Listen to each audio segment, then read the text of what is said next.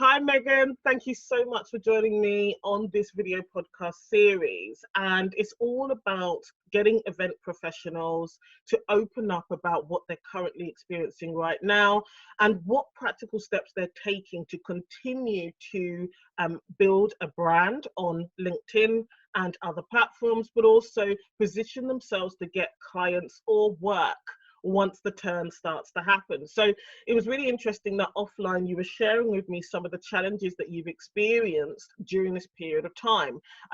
Do you want to tell us a bit more about those? Yes, so thank you so much for having me here today. I'm really excited.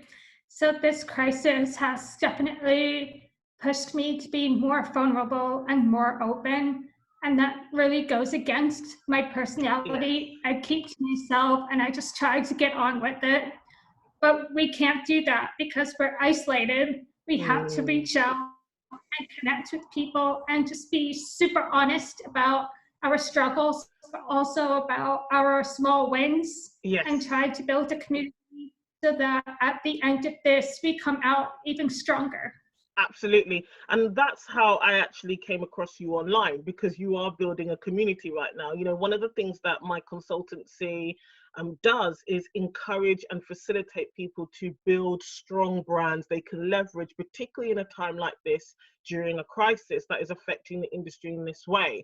And I've noticed that there aren't many event professionals who have actually taken that strategic approach to building an initiative or some type of project or a brand around themselves. And you are one of the people that, you know, you're spearheading that online. So talk to us a little bit about the initiative that you are leading. So I've actually been quite active on Twitter and events planner talk, which Irina hosts each week. And ever since the crisis hit, all I was seeing was everyone was really upset. They were paying attention to the negatives. And I was like, no, we need to think about positives. We need to start thinking ahead and trying to hold on to that little piece of hope and try to talk about, these are the ideas I have. This might work. I want to try to do this. This is what I'm doing to make myself better for after. So I messaged the Irina and asked her if we could do a topic called Impact Coronavirus. And it ended up being such a hit that she asked me to co-host a weekly Friday, which is 1 to 2 p.m. GMT time. And it's all about, you know, bragging about your business, talking about your business. What are you doing to upskill yourself, and just talking about positive things, because we need a little bit of good right now. Absolutely. And I love that because I've seen so many people reach out. They're talking about the good stuff and they're also being honest about the bad things. But I'm also seeing connections being made that might not be made in person. So there was one that happened last week. A completely new event planner was like, I have no idea what to do. I just started my business.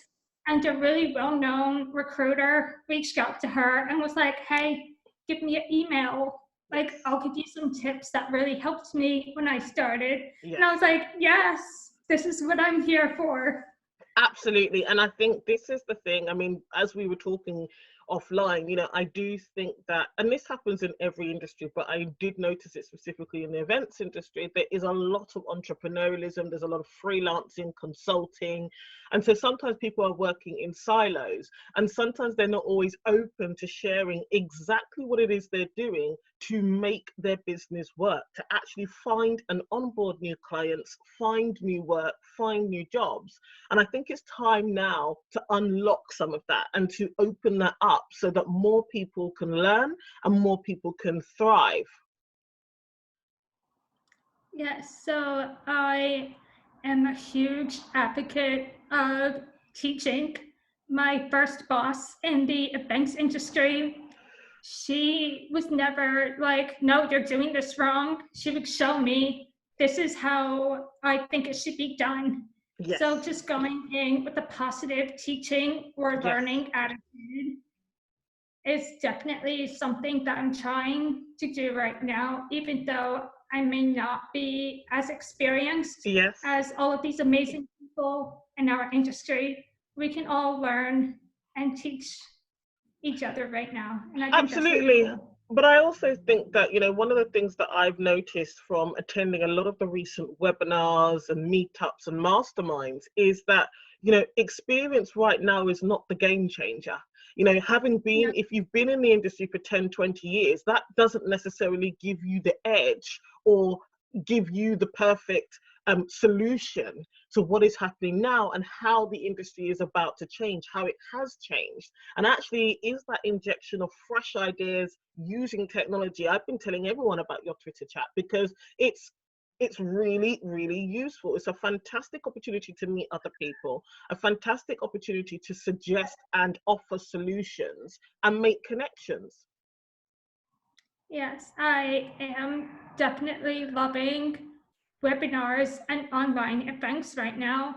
But I think that to keep people engaged when things go back to normal, like for example, we're talking through Zoom. Zoom has to come up with creative and innovative ways for us event managers to want to use their platform to host events.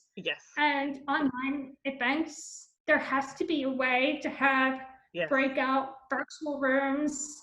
We have to think about sponsors, and just the entire industry needs to go in a reinvention. But the people who do the reinventing can take this time and say, what can we do better now? So that when this is over, we don't lose all of our business. Absolutely. And I think that is the key. And I think, it's going to call for everybody to be open-minded, everyone to have a collaborative state of mind and really embrace innovation, because I don't think that there's going to be a perfect, one size fits all solution immediately tomorrow. In effect, it's going to take time, and it's going to have to take some people who are a bit more visionary, more risk taking, to try out something, see how it works, and then be able to pioneer that solution with other people and bring them along with them. Yes, I definitely agree with the innovation, because I'm watching small businesses right now, restaurants, entrepreneurs, anything and everything, and they're moving to digital so fast because that's now where the service is. And we need to be able to pivot and come up with something new, literally on the spot.